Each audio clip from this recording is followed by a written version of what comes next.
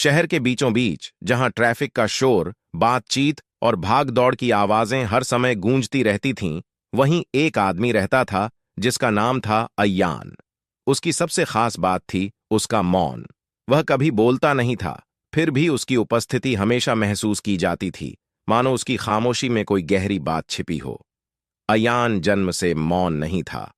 वह एक हंसमुख और चंचल बच्चा था जिसकी बातें और हंसी घर भर में गूंजती थीं।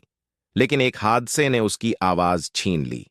कई सालों तक उसने बोलने और खुद को व्यक्त करने की कोशिश की, लेकिन लोग उसे समझने के बजाय उसकी चुप्पी से ऊबने लगे। धीरे धीरे अय्यान ने कुछ अलग महसूस करना शुरू किया। वह उन चीजों को देखता जो लोग अक्सर अनदेखी कर देते।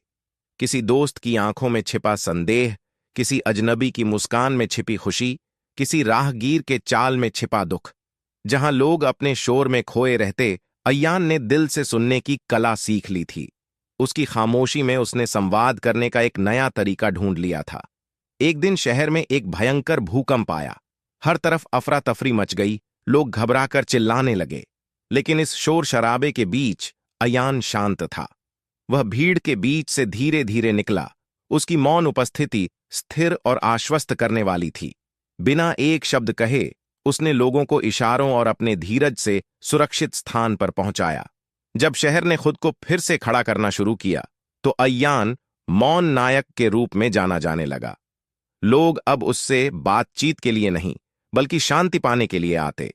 उसकी खामोशी एक नई भाषा बोलने लगी, ऐसी जो शब्दों से परे थी।